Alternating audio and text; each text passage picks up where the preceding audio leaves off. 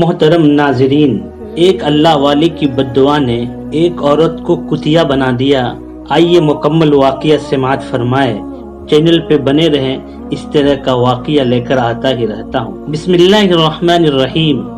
ناظرین، ایک گاؤں میں جہاں کا ہر شخص اللہ کے احکام کی خلاف ورزی میں مصروف تھا، ایک خاتون رہتی تھی جس کا نام نسرین تھا۔ نسرین کو اللہ تعالیٰ کی طرف سے عطا کردہ خوبصورتی اور عقل پر بہت فخر تھا۔ وہ اکثر اپنے حسن و جمال کے باعث دوسروں کا مذاق اڑاتی تھی اور اپنے آپ کو ان سے بہتر سمجھتی تھی۔ نسرین کا گاؤں ایک وقت میں انتہائی خوشحال تھا، لیکن آہستہ آہستہ لوگ اپنے رب کو بھول کر گناہوں میں مبتلا ہو گئے۔ نسرین بھی انہی میں سے تھی۔ اس کی زبان کی تیزی سے کوئی بھی محفوظ نہیں رہتا اور وہ اکثر لوگوں کو ان کی کمزوریوں کی وجہ سے ذلیل کرتی۔ ایک دن نسرین اپنے کھیت میں کام کر رہی تھی۔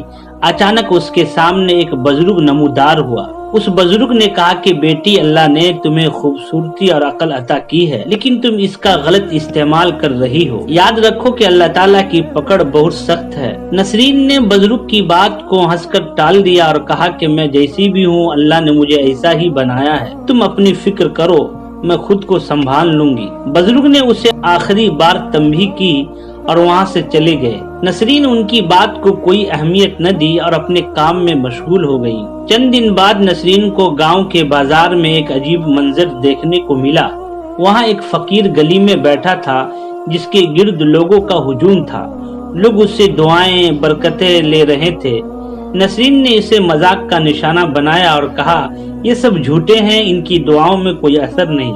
فقیر نے مسکرا کر نسرین کی طرف دیکھا اور کہا کہ بیٹی، اللہ کی طاقت کو کم مت سمجھو، اگر اللہ چاہے تو تمہیں اس لمحے میں تبدیل کر سکتا ہے۔ نسرین نے اپنی ہنسی جاری رکھی اور وہاں سے چل دی۔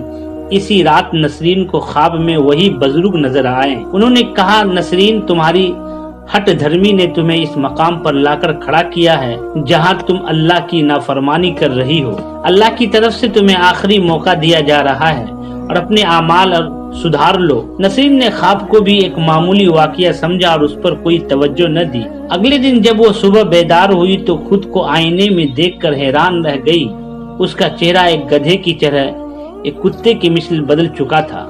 وہ چیختی چلاتی گاؤں والوں کے پاس گئی، لیکن اب لوگ اس کا مذاق اڑانے لگے۔ نسرین کو اپنے غلطیوں کا احساس ہوا اور اس نے اللہ سے معافی مانگی۔ کئی دنوں تک وہ اللہ کے حضور روتی رہی، اپنی گناہوں کی معافی مانگتی رہی۔ آخرکار اللہ نے اس کی دعا قبول کی اور اسے دوبارہ انسان بنا دیا۔ اس تجربے نے نسرین کی زندگی کو مکمل طور پر بدل دیا۔ اب وہ اللہ کے احکامات کی پابندی کرتی اور دوسروں کے ساتھ محبت و احترام سے پیش آتی۔ اس نے سیکھا کہ اللہ کی نافرمانی اور غرور کا انجام ہمیشہ تباہ کن ہوتا۔ یہ کہانی ہمیں یہ سبق دیتی ہے کہ ہمیں اللہ ہمیشہ کے احکامات پر عمل کرنے چاہیے۔ یہ کہانی اس بات کو بھی اجاگر کرتی ہے کہ غرور اور تکبر انسان کو کس طرح نقصان پہنچا سکتا ہے اور ہمیں ہر حال میں عاجزی اور انکساری کا مظاہرہ کرنا چاہیے۔ اللہ کی طرف سے دی گئی نعمتوں کا شکر ادا کرنا چاہیے اور اس کا صحیح استعمال کرنا چاہیے۔ نسرین کی کہانی اس کے گاؤں میں ہر شخص کے لیے ایک سبق بن گئی۔ اس کے تجربے نے لوگوں کے دلوں کو ہلا کر رکھ دیا اور انہیں اللہ کے احکامات کی اہمیت کا احساس دلایا۔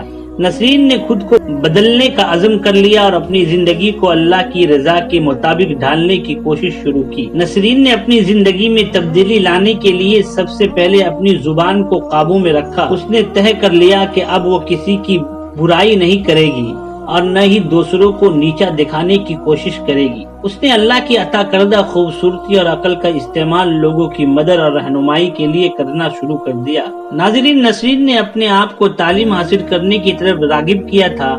وہ اپنی عقل کو مزید بہتر طریقے سے استعمال کر سکے۔ اس نے قرآن کی تعلیم حاصل کی اور اس کی تفسیر پڑھنا شروع کی تاکہ وہ اللہ کے احکامات کو بہتر طریقے سے سمجھ سکے۔ نسرین نے اپنے گاؤں کے لوگوں سے معافی مانگنے کا فیصلہ کیا جنہیں اس نے ماضی میں اپنی زبان کی تیزی سے تکلیف پہنچائی تھی۔ وہ ہر شخص کے پاس جا کر ان سے معذرت کرتی اور اپنی غلطیوں کا اعتراف کرتی۔ لوگوں نے اس کے اس عمل کو سراہا اور اسے معاف کر دیا۔ نسرین کی عاجزی انکساری گاؤں کے لوگوں کے لیے ایک مثال بن گئی۔ نسرین نے اپنی زندگی کو خدمت خلق کے لیے وقف کر دیا۔ اس نے گاؤں میں ایک چھوٹا سا مدرسہ کھولا جہاں وہ بچوں کو مفت تعلیم دیتی۔ اس نے یہ کوشش کی کہ اس کے گاؤں کا ہر بچہ تعلیم یافتہ ہو ان میں اللہ کے احکامات کی سمجھ بوجھ پیدا ہو۔ نسرین نے اپنے کھیت سے پیدا ہونے والے فصل کا کچھ حصہ ضرورت مندوں میں بانٹنا شروع کر دیا۔ اس نے گاؤں کے یتیم بچوں کے لیے ایک پناہ گاہ بھی بنائی جہاں وہ انہیں کھانا اور تعلیم فراہم کرتی۔